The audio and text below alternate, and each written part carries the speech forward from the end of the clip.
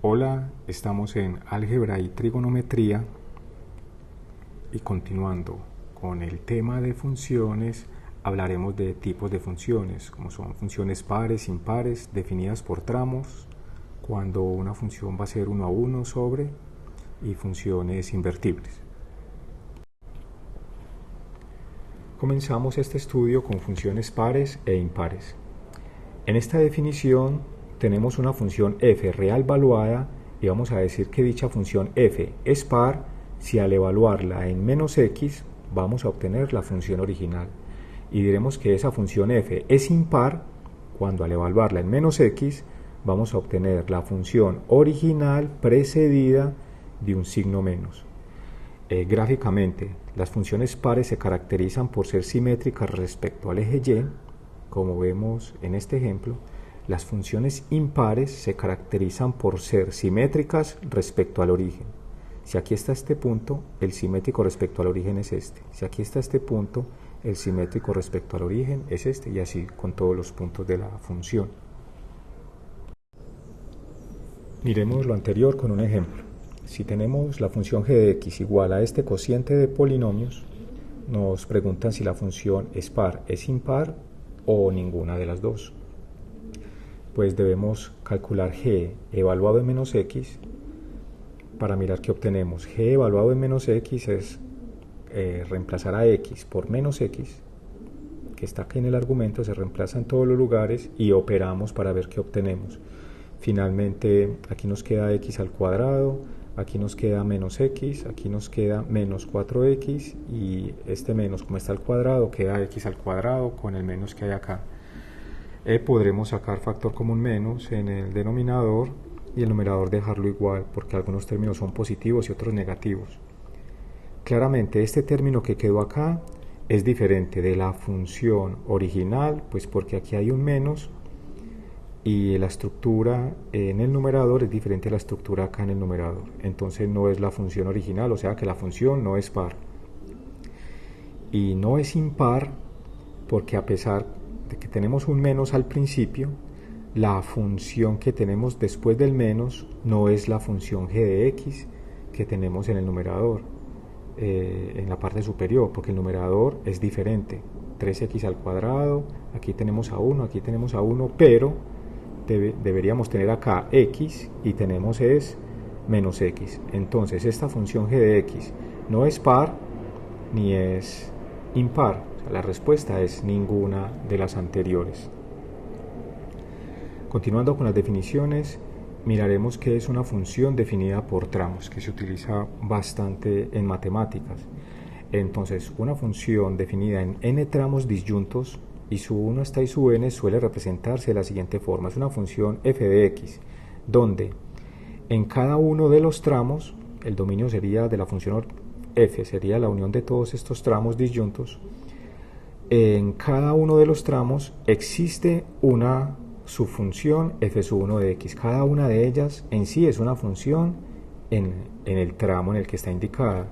Miremos esto gráficamente. Sería como tener este tramo y1, este tramo y2, tener un tercer tramo y en cada uno de los tramos tener una función f1, f2 y f3, y así podemos seguir con los n tramos.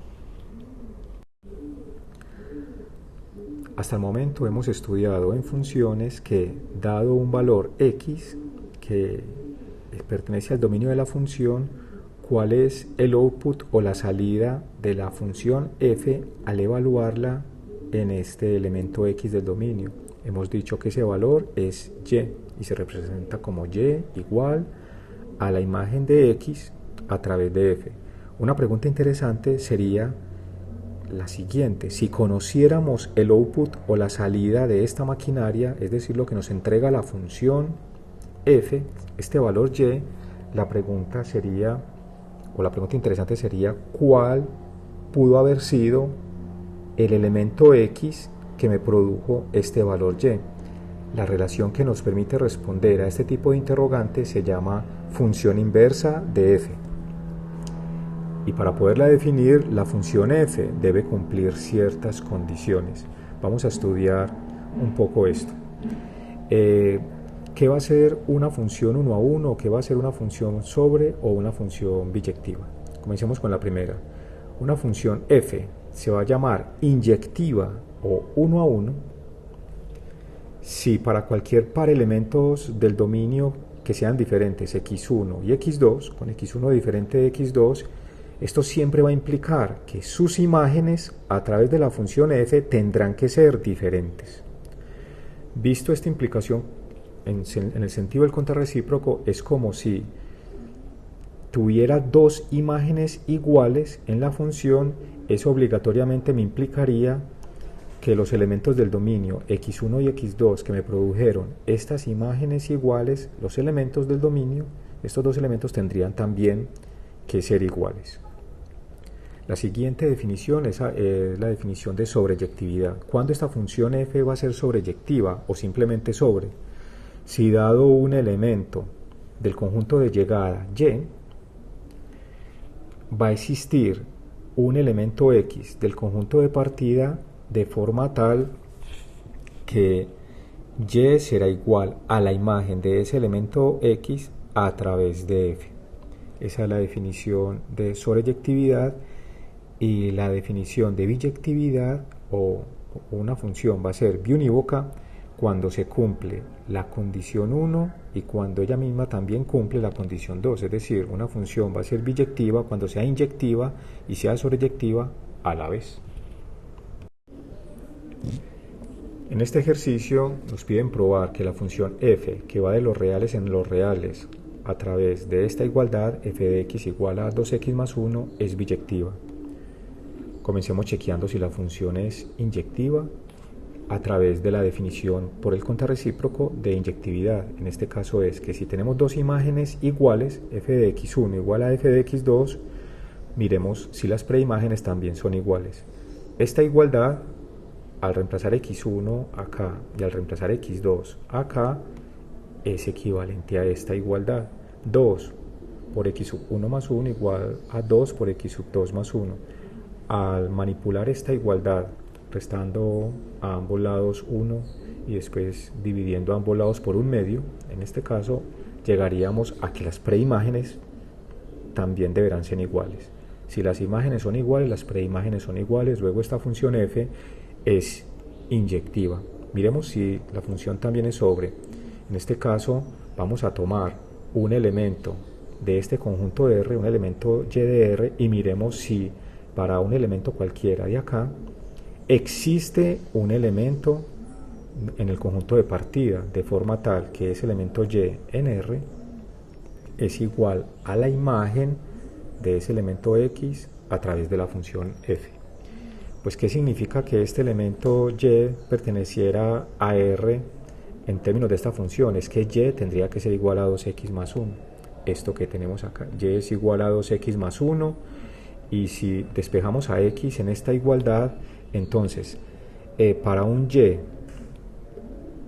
en este conjunto de llegada, el elemento x tendría que tener, dado ese y, tendría que tener esta estructura. X tendría que tener la forma y menos 1 sobre 2.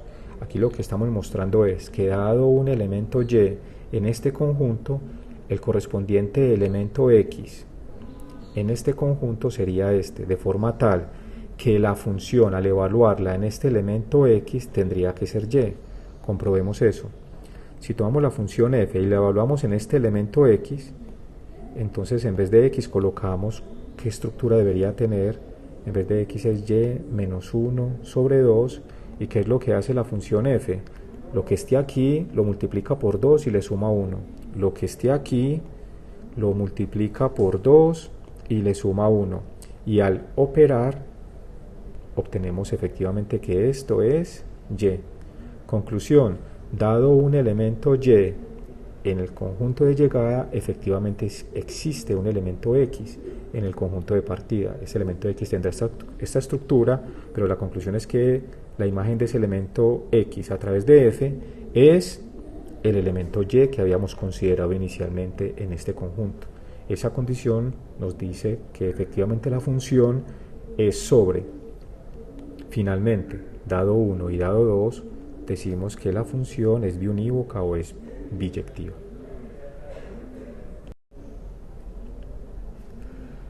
Ahora bien, ya estamos en condiciones de introducir la definición de función inversa. Esta definición comienza con la siguiente condición: sea f de x en y biunívoca. Esta definición está dada solo para funciones biyectivas, funciones biunívocas. Si f es biunívoca, entonces la inversa de la función f, olvidémonos con esta gráfica, que se va a denotar por f a la menos 1, es una función que ya no va de x en y, sino de y en x. Gráficamente, aquí tengo x, tengo y, hacia allá, de x hacia y va la función f, de y hacia x va la función f inversa.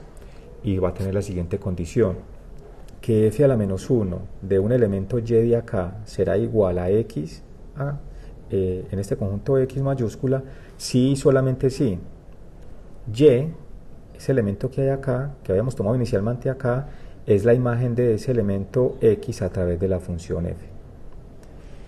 Algo interesante con esta definición, además de que está solo para funciones biunívocas, es que inicialmente pues f a la menos 1 ya no va de x en y, sino de y en x. Es algo bastante importante a tener en cuenta. Lo siguiente es que el dominio de esta función f a la menos 1 es el rango de la función original f. Y de la misma forma, el rango de esta nueva función f a la menos 1 es el dominio de la función original f. Un teorema bastante utilizado con funciones inversas es el siguiente: si tengo una función biunívoca f que va de x en y, entonces una función g que ya no va de x en y, sino de y en x, va a ser candidata a ser la inversa de esa función original f. Esta g será candidata a ser la inversa de esa función f si solamente si se cumplen las dos siguientes condiciones de composición: condición 1, condición 2. Es decir, que al componer g con f, g compuesta f de x me va a entregar el input o el argumento original x para todo x en el conjunto x mayúscula. O sea que lo que hace f lo deshace g.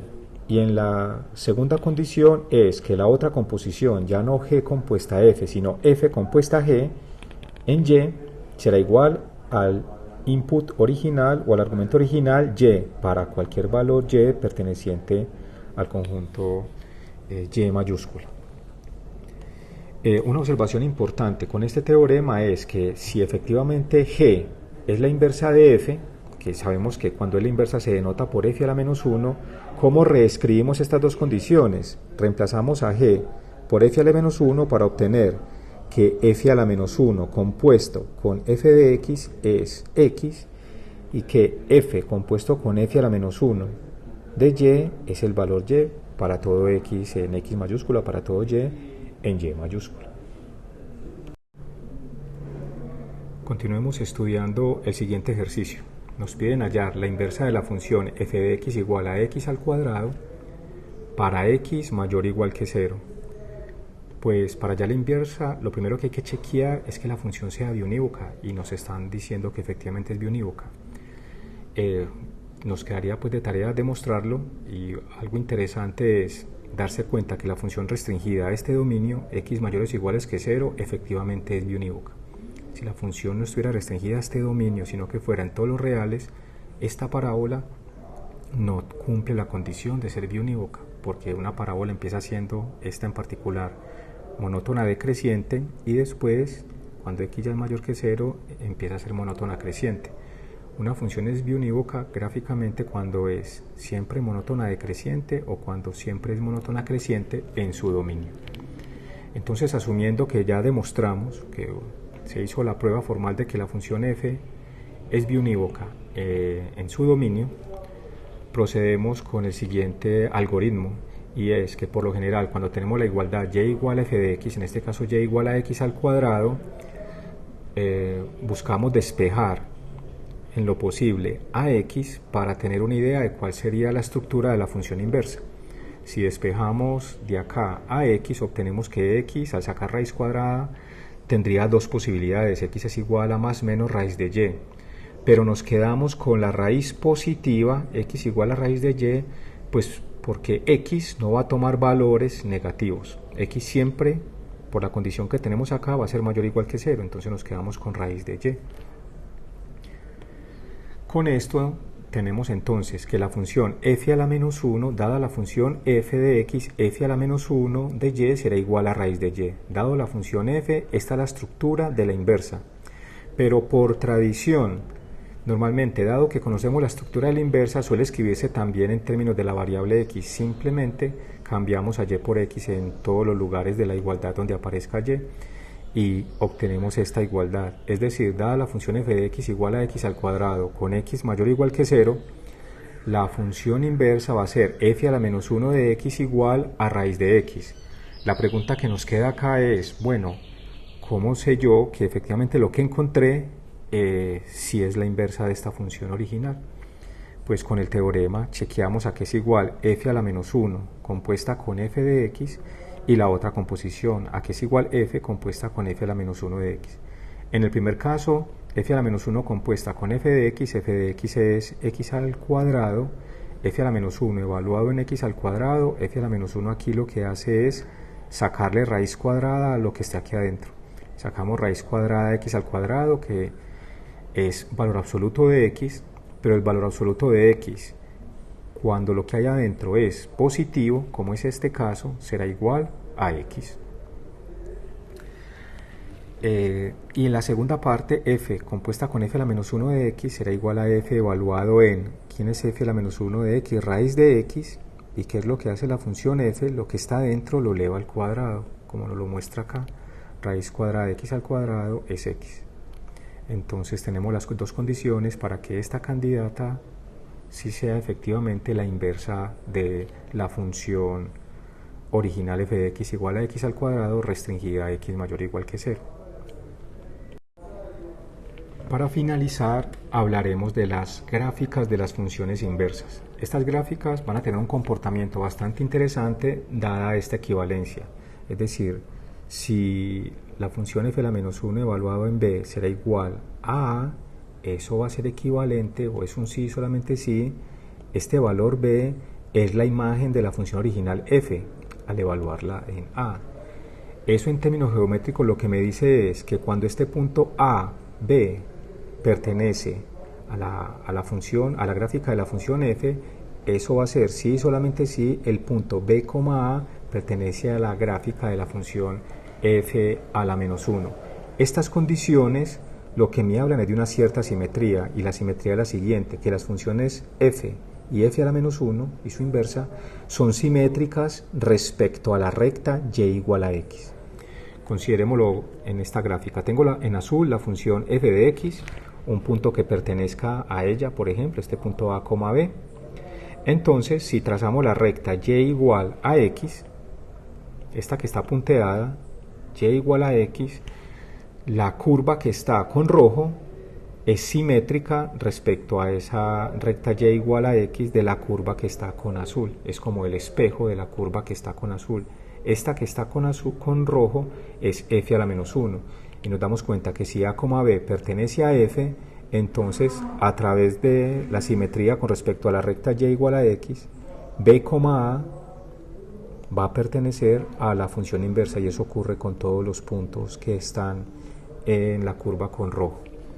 Miremos este ejemplo. Nos dicen, grafique la inversa de estas tres funciones f, g y h. Por acá está 2x más 1, por acá está la parábola x al cuadrado, que ya la hicimos antes, restringida a x mayor o igual que 0, y por acá está h de x igual a x a la 3. En el primer caso tenemos esta recta y igual a 2x más 1, pueden verificar que es esta recta que está con azul. Tenemos acá y igual a x, y la gráfica de la inversa, pueden intentarla calcular, pero la gráfica será la que es simétrica a través de la recta y igual a x a esta recta que está con azul, que es esta que está con rojo. De la misma forma, en el ejemplo pasado, en el ejercicio pasado habíamos estudiado esta función x al cuadrado con x mayor o igual que 0, que sería esta parte de la parábola. No es toda la parábola, sino solamente desde x mayor o igual que 0, esta parte que hay aquí. De nuevo, la recta y igual a x para mirar la simetría es esta, y la inversa, que lo vimos en el ejercicio pasado, que era raíz de x, parte positiva, pues raíz cuadrada de x, es esta curva que tenemos acá con rojo. Es claro que se ve la simetría respecto a la recta y igual a x. Tenemos g y tenemos g a la menos 1 con rojo. Finalmente, la curva y igual a x a la 3 está aquí con azul, es esta que tenemos aquí. De nuevo trazamos la recta y igual a x para mirar la simetría, y la inversa de esta función, la gráfica, dada la simetría que estudiamos al principio, es esta que está con rojo.